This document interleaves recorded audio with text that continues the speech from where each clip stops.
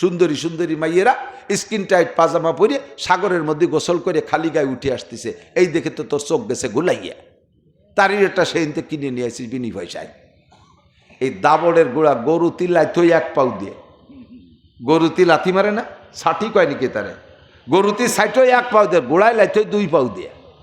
এ কক্সবাজার আর কুয়াকাটার পার্কে যাইয়া আর এই বিশ্ববিদ্যালয়ের কলেজের থেকে এই দাবড়ের গোড়া কিনে নিয়ে আসবি দেখে, দলা সুন্দর সুন্দর দেখে বাড়ি আসলি কয় বাব্বেটা জোড়া লাথি খেয়েছি তুই পড়ে যাবি। ওই ঘোড়ায় যেভাবে দৌড়িয়া লাইত হয় ওইভাবে জোড়া লাথি দিয়ে শীত করে বেলা। ভালো করে বিয়ে কর। বিয়ে করবি কোন বংশে? যে বংশে ফার্স্ট পারবি, জাতির দিন দিনদার দেখে বিয়ে করবি। খবর নিবি মেয়েটা নামাজ পড়ে কিনা, শাউরি নামাজ পড়ে কিনা, দাদি শাউরি নানি শাউরি কেমন ছিলেন, এই মেয়েরাকে কোরআন শরীফ পড়া জানে কিনা, শতভাগ পর্দা করছে কিনা।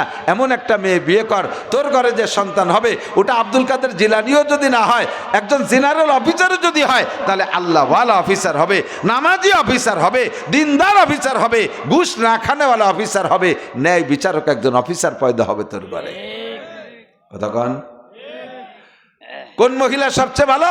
তাসুরুহিজা নাজারা ইলাইহা, যেই মহিলার দিকে তাকানোর সাথে সাথে স্বামী তাকাইলে এমন একটা অঙ্গভঙ্গি অভিনয় করবে, স্বামীর মনে হাজারো কষ্ট থাকলে তা মিটে যাবে। পুরুষ মানুষ বাইরে চলাফেরার ভিতরে বিভিন্ন জয়ঝামেলা হতে পারে। মুখখান বেজার বাড়ি এসে স্ত্রী আপনাকে জিজ্ঞেস, কি ব্যাপার মুখ বেজার কে? আপনি বলবেন, গেছিলাম বাজারে, পোলাপানের সাথে একটা ঝামেলা হয়েছে, একটু জয়ঝামেলা হয়েছে, একটু মারামারি হয়ে গেছে। তো আমাদের কেউ না থাকার কারণে মাইডটা আমারই বেশি খাওয়া লাগছে। মহিলা যদি ভালো হয় তাহলে কি কবে? লা তাহজান ওয়ালা তাখাফ, ভয় পেন না, টেনশন করেন না, বসেন।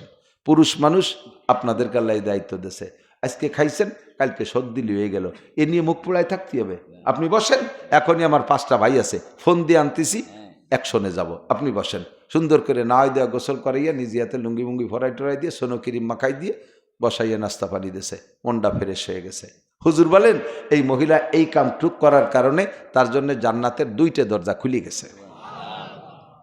মহিলা ও স্বামীর সাথে কত সম্পর্ক ভালো হয়ে গেল, তাতে পরিবারটা সুন্দর হয়ে গেল, পারিবারিক অবস্থা ভালো।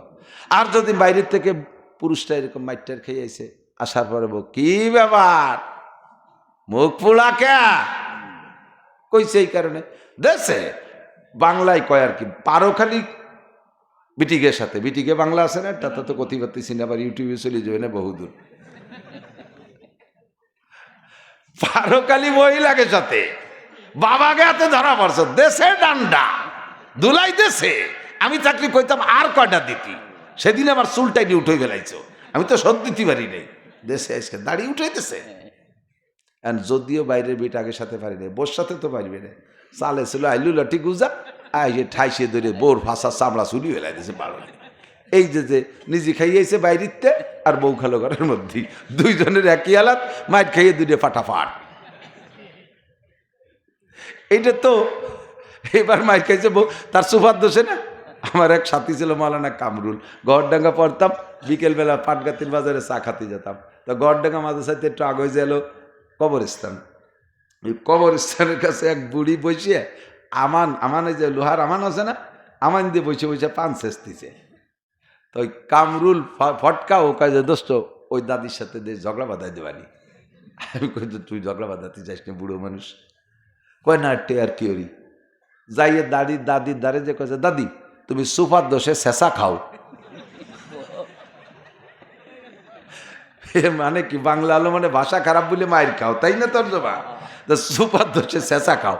বুড়ি চাইতে হচ্ছে, এই শয়তানের ব্যথা শয়তান, আমি সুপাইতে কি এসছি ধরে, আমি এসে মুখ বন্ধ ধরি, আমি তো সুপা বন্ধ ধরি, একটু পান ছেঁচতেছি। কামরুল কয়, দাদি আমি তো কই নেই, তোমার সুপায় দাঁত নাই বলে পান শেষা খাও, তাই আমি শটে কইছি সুপার দোষে শেষা খাও। লেগে গেছে বুড়ির সাথে। এই যে শেষা মহিলা খাইলো, সুপার দোষে খাইছে না? তাসুরুহিজা নাজারা ইলাইহা, এমন একটা অঙ্গভঙ্গি করবেন, আপনি একটু ভাববেন সবসময়, মহিলা একটু ভাববেন, একটু চিন্তা করবেন, আপনার সুখ শান্তির জন্যই পুরুষরা কিন্তু এত কষ্ট করে।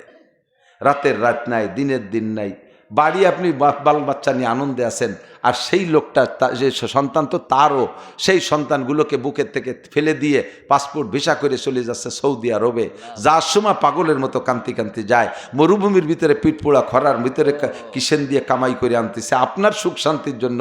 এই শীতের রাত্রে গলা পানির মধ্যে ডুবোই ডুবোই মাছ ধরে বাজারে বিক্রি করতেছে, টাকা এনে আপনারে খাওয়াবে, আর আপনি একটু পানের তেসুন খসলি কি একে খ্যাকশিয়ালের মতো বেশকি মেরিয়ে পড়েন। ইয়া কেন করেন? একটু মায়া করেন, একটু মায়া করেন। আপনাকে বিব্রত রহিতে আসে নাই কেউ অবনি পারে, সকলের তরে সকলে মুরা, প্রত্যেকে মুরা পরের তরে। কথা বলেন ঠিক না? স্বামীও স্ত্রীর তরে, স্ত্রীও স্বামীর তরে, কেউ রে ছাড়া কেউ চলতে পারবে না। পারবে? এবার আপনারা পুরুষরা, মহিলারা আবার রাগ করতেছে, খালি পাইকারিদের আমাকে হুজুর ছালি বেলা দিচ্ছে, নিজেকে সামনে তো কিছু কয়টায় না। পুরুষরা যে কত আকাম করে তা তো হুজুর করেন না, এটাও ঠিক। আপনি স্ত্রীর কাছ থেকে বিয়ের সময় যৌতুক কন্ট্যাক্ট করলেন ক্যা? মাঝে মাঝে শ্বশুর বউরে পিটাই পাঠায়, বাপের বাড়ি পাঠায় দেন, যা এই নিয়ে ওই নিয়ে সেই নিয়ে, ক্যা এই চুচোপানা কেন? আপনি বিয়ে করছেন তো আপনার প্রয়োজনে, কথা বলেন না কেন? আপনি বিয়ে করছেন আপনার প্রয়োজনে। কি কি প্রয়োজন কব? 1 নম্বরে আপনার মা বুড়ি হয়ে গেছে, রান্না করতে পারে না, বাড়ি একটা বাবরসির দরকার, বাবরসি ঠিক করতে যে দেন মহিলারাই 10,000 টাকা চায়, বাদ দে, ওই বাবরসি আনার দরকার নেই, বিয়েরই বোর কাজও হবে, বাবরসির কাজও হবে, তাহলে এটা আপনাকে কাজ।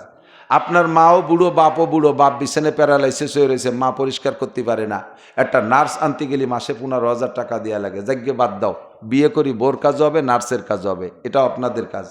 200 মন পিএস পান, ধুয়ে মুছে গোলা ভর্তি হবে, এর জন্য একটা কাজের লোক নিলি পারা মোটা গুটি খানিকটা দেয়া লাগে, যাকে বিয়ে করি বোর কাজ হবে, পিএস উঠানো হবে, এটা আপনার কাজ, ঠিক না? আপনি বাড়ি বউডারে রাইখে চলে যাইতেছেন দূরে, আপনার বাড়ি সব কিছু গাছপালা আছে, এগুলো পাহারা দেওয়ার জন্য নাইট গার্ড ডে গার্ড লাগে, একে ভাড়ায় দিয়ে বেতন দিয়ে রাখতে গেলে মোটা টাকা চলে যায়। বিয়ে করি বোর কাজ হবে, নাইট গার্ড ডে গার্ডের কাজ হবে, সবই আপনার কাজ।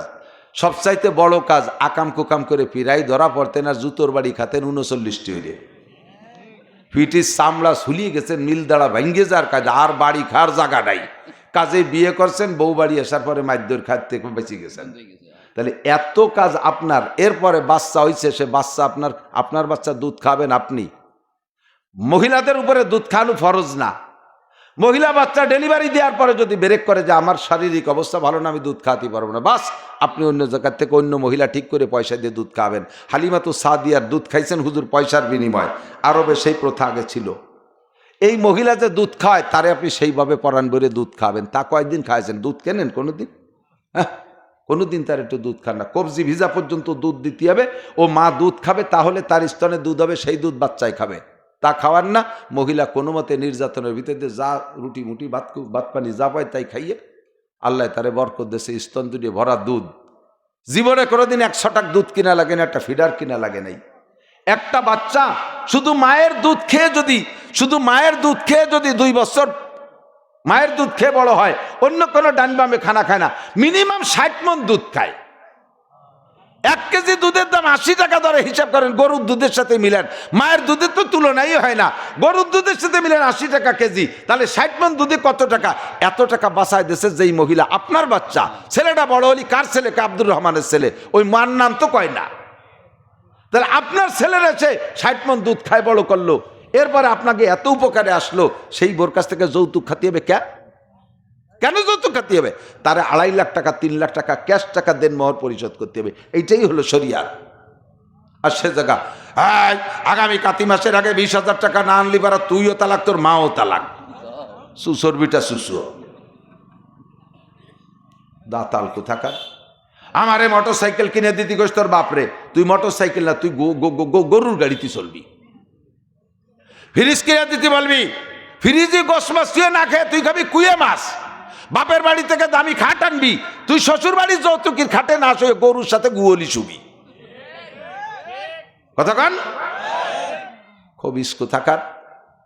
জাযাও সাইয়াতিন, খালি বিটিকে দোষ তা না, বাড়ির কাজ নিজে করবেন। আমি যদি বলি, এদিক তাকান, উদাহরণের জন্য বলছি, বাকি আল্লাহ মাফ করুক। আমি যদি বলি যে আমার জামা কাপড় ময়লা, আমি তো ধুইতে সময় পাই না, সফরে থাকে। যুবক তোমরা কেউ আসো আমার কাপড় ধুয়ে দেওয়ার মতো? এর মধ্যে 2-1 যুবক থাকবে কিনা? আছে না আমার কাপড় চোপড় ধুয়ে দেওয়ার মতো? শুকরিয়া। আমি আমার বাড়ি অনেক কাজ, আমার মাদ্রাসার ছাত্র আছে, উস্তাদরা ছাত্রদেরকে দিয়ে কাপড় ধোয়ায়, আমি কখনো আমার ছাত্রকে দিয়েও কাপড় ধোয়াই না, আমার কাপড় চোপড় আমি বাড়ির মহিলাকে দিয়েও ধোয়াই না। বরঞ্চ আগে হাতেই ধুইতাম, এখন মেশিন আছে, মেশিন দিয়ে ধুই। বাড়ির সবাই তা আমি ধুয়ে দিই। থাল প্লেট ধুয়ে একেবারে লুকমা বানে আপনার মুখে উঠে খাওয়াতে হবে, তা কে সে বিটি কি বাড়ি কাজ করে নাই? আপনি সাইডে ধান কাটিয়ে বিকেলবেলা চার দোকানে যে গাপসায় বেড়াইছেন, ওই মহিলাটা সে ধান নিয়ে সেদ্ধ শূন্য উড়নু বলুনু দুনিয়ার কাজ করে, 3 ওয়াক্ত রান্না করে, পেটে একটা ফিটি একটা কোলে একটা কাহে একটা বুড়ো শ্বশুর চাউড়ি ইত্যাদি নিয়ে আবার রাতের বেলা এসে আমার মাথায় একটু তেল মাহায় দাও। সেই সময় বিটির কি উঠে সে কি করবে? মহিলা কাজে আমি কি বুঝবো যে তাবুক কাজে, তা তুমি আমার মাথায় মাহায় দাও, উনি মাথায় গয়ে দাও, উনি মাথায়, দুইটা গুতো গুতি হতে তেরা শেষ। যদি বোরাতে তেল নিতে হয় সেই দিয়ে যায়, দিক তাকান। সিস্টেম কি? রাত্রে বাচ্চা কাচ্চাকে ঘুমাই দিয়ে আপনি যাবেন একটা তেলের শিশি নিয়ে, স্ত্রী বলবে আহা আমি তো সাইডে ধান কাটিয়ে বিকেলবেলা খেলা দিয়ে বেড়াইছি, তুমি তাই নিয়ে কত কষ্ট করছো, এত কষ্ট করছো, তুমি সৌ তোমার মাথায় একটু তেল মাখাই দিই। কোনো ভদ্র মহিলা আপনার হাতের এই তেল নেবে না। তখন লাভ দেবে, আরে বলেন কি আপনি আমার জাহান্নামে পাঠাবেন, খেদমতটা আপনি পাবেন, শোন তেল মাখাই দিই, নর্মালে তেল পাবেন। এই হলো তেল পাওয়ার সিস্টেম। আর যদি তুমি আমার মাথায় তেল মাহায় দাও, কথা তুমি আমার মাথায় মাহায় দাও, এই দুইটি মাথায় দিয়ে গুতো গুতিয়ে তেরাচ্ছে আস। আপনা কেলে বিব্রত রহিতে আসে নাই কেহ অবনি পারে, সকলের তরে সকলই মোরা, প্রত্যেকে মোরা পরের তরে। সিস্টেমে বহু দূরই সরে চলে আসছি। মনে আছে নাকি পাখির গায়ে 30 পারা কোরআন শরীফ লেখা ময়লা খুঁটিয়ে খায়, এরম আছে না নাই? কথা বলেন আছে? পাকা পাকা কথা বলে, দেখতে বড় সুন্দর, ভিতরে অনেক দুর্বলতা আছে, অনেক দুর্বলতা আছে। এইগুলো তুমি দেখছো স্বপ্নে। 3 নম্বর হলো একটা ভরা পুকুরের পানি, পাশের খালি পুকুর থাকতে এটাই না পড়ে 3 নম্বর পুকুরি যে পড়ে। কথা বলেই শেষ করে দেবো, আজের নিয়ত করছিল আর একটা চলে আইসে আর একদিক যাক, আমার নিসাব তো পুড়িয়ে গেছে, আজে বাজে তো বাড়ি একটা কই নেই, নাকি বলেন? এ কথাগুলো সমাজে দরকার আছে না নাই? সব দিন আসে না, আজকে এসে গেল, আপনাদের ভাগ্য বলো, আল্লাহর রহমত, আল্লাহ শকর।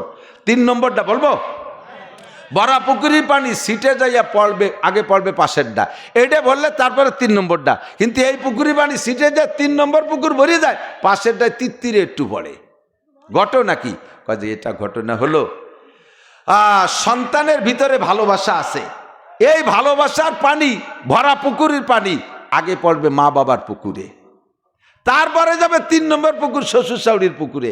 কিয়ামতের আগে উল্টো হয়ে যাবে, সন্তানের ভালোবাসার ভরা পুকুরের পানি গপ গপ করে পড়বে শ্বশুর শাশুড়ির পুকুরি, আর মা বাপের পুকুরি তিত্তিরে টুল সিলাক পাইপ দিয়ে যে শিশিরে পড়ে তাই একটু পড়বে।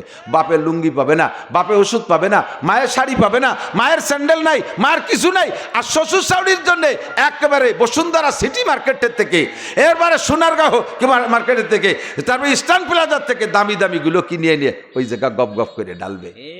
ভাই বোন না খেয়ে মরতেছে, পাশের পুকুর তাকে দেবে না, শালি শালাকে ভরপুর দিয়ে দেবে। 3 নম্বর পুকুর বুঝে যাচ্ছে কথা কন, বোর সাথে কথা কয় না কয় মাস, আবার শালির সাথে রাতভর গল্প আরে। 3 নম্বর পুকুর বুঝে যাচ্ছে। কি সত্যি কথা না? জম্মের সত্যি কথা, এর একটাও বাকি নাই, সব চলতেছে, সব চলতেছে। মহিলারা স্বামীর সাথে অতটা পীড়িত না, স্বামী এসে কয় এই জরিনের মা 1 গ্লাস পানি দাও, স্বামী যে কয় ফ্যাক ফ্যাক করো, কাটালি খাতি পারো না, হাত কি ভেড়া রাইছে হয়েছে নাকি? স্বামী রে পানি দিল, দেওয়ার কলেজে ভাবি 1 গ্লাস পানি দেন, তোকে খালি পানি তো দেওয়া যায় না, 2টো বরফি নিয়ে আসি। স্বামী রে কয় ফ্যাক ফ্যাক করো, আর দেওয়ার রে বরফি সহ পানি খাওয়াবে। তাহলে এই পাশের বইয়ের খালি 3 নম্বর বই বুঝে যাচ্ছে। ঠিক কথা, এটা আমি বুঝি নাই। ফাতাবিরু ইয়া উলিল আবসার, ফাতাবিরু ইয়া উলিল আবসার, বুদ্ধি থাকলে এখান থেকে বুঝে। আর এই সব কথাগুলো কুরআন হাদিস ছাড়া অন্য কোনো জায়গা পাওয়া যাবে না। এই জন্য বলাই কুল হাল ইয়ারফাইল্লাহুল্লাযীনা আমানু মিনকুম ওয়াল্লাযীনা উতুল ইলমা দারাজাত, তোমাদের মধ্যে ঈমানদার আল্লাহ পাকের কাছে সবচাইতে দামি, আর যাদেরকে কুরআন হাদিসের ইলম আল্লাহ তাআলা দান করেছেন তারাই হলো দামি। কুরআন হাদিসের ইলম ছাড়া মানবতা শিক্ষার কোনো জায়গা নাই, মানবতা শিক্ষার কোনো জায়গা নাই। 99% আলেম উলামা স্বামী স্ত্রীর সুসম্পর্ক, এদের ভিতরে ফাটল নাই। স্বামী আলেম উলামারা বহু তালাক কম দেয়, ভিতরে ভিতরে আল্লাহর রহমতে যথেষ্ট মান্যতা আছে, স্বামী স্ত্রীর সুসম্পর্ক ভালো, সন্তানও ভালো হয়, আপনিও নেককার দিনদার হয়ে যান, আল্লাহর ফজলে আপনারও পারিবারিক সুখ শান্তি পাইবেন। আল্লাহ পাক আমাদের আমল করার তৌফিক দান করুন। দুরূদ শরীফ পড়ি। আল্লাহুম্মা সাল্লি কি পয়সা আছে না, আমি তো জানিও না, আমার মাথায়ও না, আমি পারিও না, দিশে পাই না।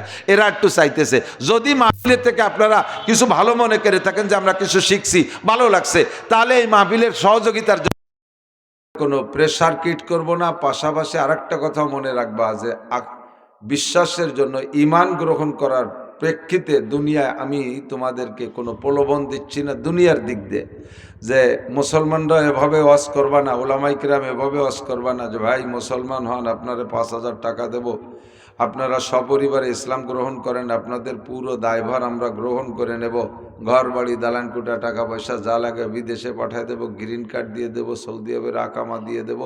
এই সমস্ত আকামের রস কেউ করতে যাবেন না। ওমা আলাইকুম ইল্লাল বালাগ, তোমাদের দায়িত্ব পৌঁছাই দেওয়া। যে মানবে তার লাভ, মান আমিলা সালিহান ফালিনাফসিহি ওয়া মান আসাআ ফাআলাইহা। কথা যে খাবে তার লাভ, আমল যে করবে তার লাভ, ওয়া মান আসাআ ফাআলাইহা।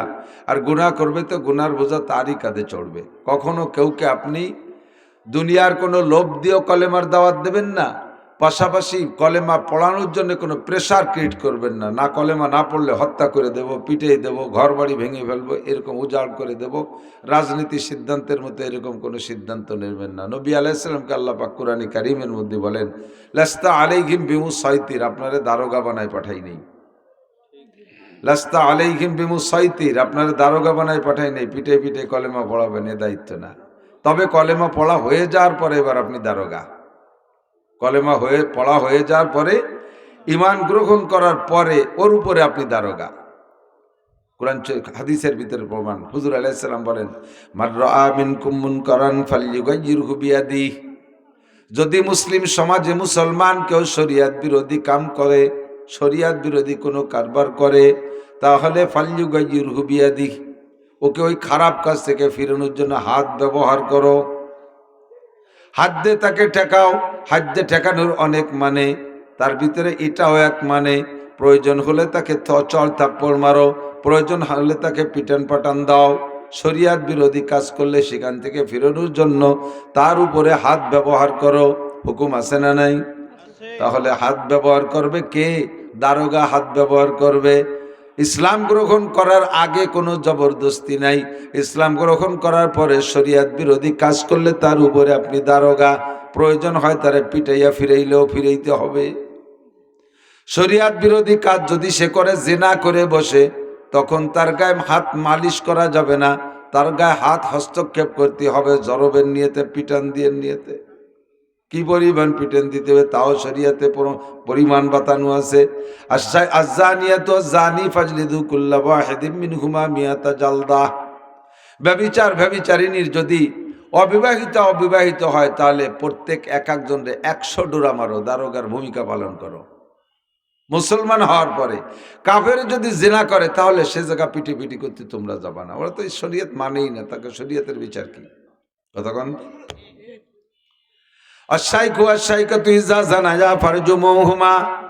আর ব্যভিচারিণী যদি নারী পুরুষ যদি বিবাহিত হয়, আর হুকুমত যদি ইসলামী স্টেট হয়, শরিয়াতের কোরআন সুন্নাহ অনুযায়ী দেশ রাষ্ট্র পরিচালিত হতে থাকে, তাহলে সেখানে বিচার হলো বিবাহিত হয়ে যদি জিনা করে ধরা পড়ে, উভয়কে পাথর মেরে শেষ করে দাও।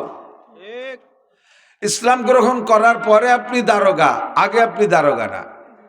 এজন্য ইসলাম গ্রহণ করানোর ব্যাপারে শুধুমাত্র সাধারণ দাওয়াত। নবীকে আল্লাহ পাক বলেন, ওয়া মা আলাইকা ইল্লাল বালাগ, আপনার দায়িত্ব উম্মতের কাছে তাবলীগ করা, কথাটা পৌঁছাই দেওয়া। যার খুশি মানবে, যার খুশি মানবে না।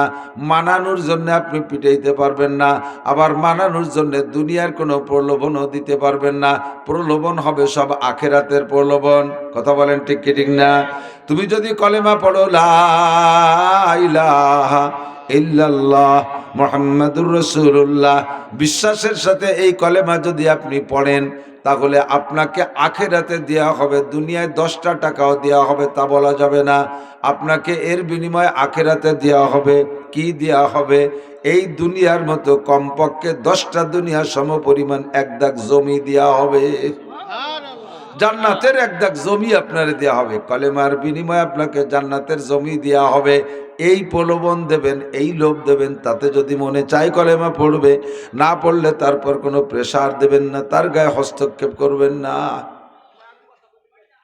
কলেমার বিনিময়ে আমরা আখিরাতের লোভ দেব। কতক্ষণ?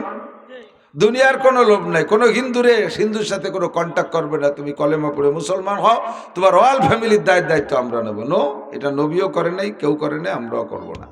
এটা ইহুদ নাসারা অমুসলমানদের পদ্ধতি। পয়সা দিয়ে মুসলমানদেরকে খ্রিস্টান বানাইতেছে, পয়সা দিয়ে হিন্দুদেরকে খ্রিস্টান বানাইতেছে। এটা অমুসলমানদের নিয়ম। আমাদের নিয়ম এইটা না। আমাদের নিয়ম হলো আমরা আখিরাতের লোভ দেব। এবার কলেমা পড়ানোর পরে তোমার জন্য জান্নাতের মধ্যে জায়গা দলিল হবে। এবার ওই জান্নাতের জায়গা কিন্তু সম্পূর্ণ ফাঁকা, ওর মধ্যে কিছু নাই, গাছপালা বৃক্ষাদি তরুলতা খাল বিল কিচ্ছু নাই।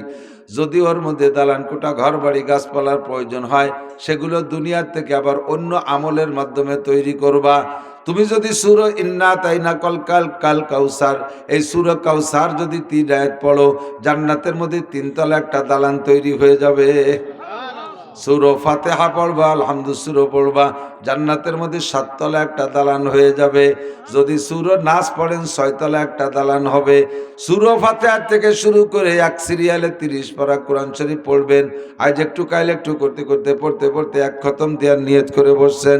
খতমটা শেষ করার সঙ্গে সঙ্গে আপনারা পাবলিকরা যদি এক খতম কোরআন শরীফ পড়েন, আল্লাহ পাক আপনাকে জান্নাতের ভিতরে কোরআনের আয়াত সংখ্যা পরিমাণ অর্থাৎ 6236টি আয়াত আছে কোরআন শরীফে।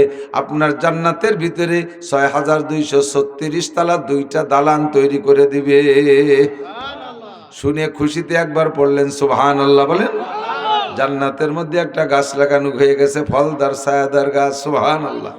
যতবার সুবহানাল্লাহ বলবেন গাছ লাগানো হবে, আলহামদুলিল্লাহ বলবেন জান্নাতের মধ্যে গাছ লাগানো হবে, আল্লাহু আকবার বলবেন জান্নাতের মধ্যে গাছ লাগানো হবে। আমল দিয়ে জান্নাত সাজাবেন আর ঈমান দিয়ে জান্নাতের জমি কিনবেন। আমরা এই প্রলোভন দেব। যার মনে চায় আসেন, যার মনে চায় না আসেন না। কিন্তু দুঃখের বিষয় হলো قد أفلح من تزكى وذكر اسم ربه فصلى بل تؤثرون الحياة الدنيا والآخرة خير وأبقى। দুনিয়াটাকে আল্লাহ পাক এমন ভাবে সাজাইছে, মানুষ এই ক্ষুদ্র নগণ্য কিছুক্ষণের দুনিয়া, নোংরা দুনিয়া, অস্থায়ী দুনিয়া, একেবারে মানহীনতা দুনিয়া, এটাকে এমন ভাবে প্রাধান্য দিয়েছে মনে করছে আখিরাত বলতে কিচ্ছু নাই। কদ আফলাহ মান তাযাক্কা, আল্লাহ পাক বলেন ওই লোকগুলো সফল যারা নিজের চরিত্রকে পবিত্র করলো। মান তাযাক্কা ওয়া যাকারা ইসমা রাব্বিহি ফাসাল্লা, আর নিজের রবকে স্মরণ করে নামাজ আদায় করলো, এই লোকগুলো সফল। দুঃখের বিষয় হলো তোমাদের মধ্যে অধিকাংশ মানুষ হলো কলিলুম মিন ইবাদিয়াশ শাকুর ওয়া কলিলাম মা তাযাক্কারুন। এই নসিহতগুলো গ্রহণ করনেওয়ালা মানুষের সংখ্যা কম, শুকর করনেওয়ালা সংখ্যা কম। কলিলাম মা তুমিনুন, এই কথাগুলোর প্রতি বিশ্বাস স্থাপনকারীর সংখ্যা কম, অবিশ্বাসীর সংখ্যাই দুনিয়ায় বেশি। কথা কন। 800 কোটি মানুষের ভিতরে নামে মাত্র মুসলমান 200 কোটি, আর 600 কোটি একেবারে নিয়মিত কাফের। বাকি যে 200 কোটি মুসলমান, এই 200 কোটির মধ্যে তসলিমা নাসরিনও আছে, সালমান রুশদিও আছে। এই 200 কোটির ভিতরে কত যে নামে মুসলমান, কামে হাকিকাতে কাফের হয়ে গেছে। মুসলমানের ঘরে জন্ম নিয়েছে, বাপ নামাজি দিনদার ছিল, ছেলেটার নাম রাখছে আব্দুর রহমান, কিন্তু ধুমসা বদমায়েশ। নাম রাখছে অলিউল্লাহ, জীবনও আষাঢ় খাইও পশ্চিম দিক পড়ে না। নাম রাখছে আতর আলী, গায়ে ফাটার গন্ধ। আতর আলী শুনি তো মনে হচ্ছে যেন ওর আতর টাতর কিনা লাগে না, ও নিজে একটা আতরের ডাব্বা হয়ে গেছে, অথচ তার সব জায়গা ফাটার গন্ধ। ফাটার গায়ে গন্ধ আছে না, এটা ফাটা যদি দক্ষিণে বাতাসে দক্ষিণ দিকে আবদার পর দাঁড়ানো, এই পাশে 3 মাইল দূরিতে টের পাওয়া যায় যে জেন্টেল দাঁড়ায় রয়েছে ওই জায়গা। তো এইরকম মুসলমানও বহুত আছে, কালিলাম মা তাযাক্কারুন, কিন্তু উপদেশ গ্রহণকারীর সংখ্যা কম। সংক্ষেপে চলে যায়, বেশিক্ষণ সময় দিতে পারবো না। অল্পক্ষণের ভিতরে আমাদের মনে রাখতে হবে, আমরা আজকে কিছুদিন আগে 3 বছর আগে চলে গেছেন জনাব মফিকুল ইসলাম। তিন 3 মাস, 3 বছর ধরে ওয়াজ চলে যায়। ও আজ আগের থেকেই চলতে, ওনার জীবদ্দশাতে শুরু হয়েছে। তো 3 মাস আগে ইন্তেকাল করেছেন মফিকুল ইসলাম। আমিও আজকে চলে যেতে পারি, পারি কি পারি না? আল্লাহ আমাদের সবাইকে হায়াত দারাজ করুক, সবাই বলেন আমিন। কুল্লু নাফসিন যায়কাতুল মউত। যে কথা বলতে যেদিক সরে চলে আসি, আল্লাহ পাক বলেন তুমি দুনিয়ায় শরিয়াতের অনেক কিছু অস্বীকার করতে পারো, কোরআন মানো না, হাদিস মানো না, রসুল মানো না, আখেরাত মানো না, ফেরেশতা মানো না, কিয়ামত মানো না, সব মানো না, এমনকি আল্লাহকেও মানো না। এও তো সব বেশিরভাগই এই দলে। কিন্তু একটা জিনিসকে না মানে কি উপায় আছে নাকি? সেটা হলো মরণ। সেটা কি? মরণ। কোরআন শরীফের আয়াতের মধ্যে বলা আছে না, কুল্লু নাফসিন যায়কাতুল মউত। এনি ম্যান এভরিবডি, প্রত্যেকটা ম্যান না শুধু, সমস্ত প্রাণী। প্রাণী বলতে সকলকে মরিতেই হবে, মরিতেই হবে।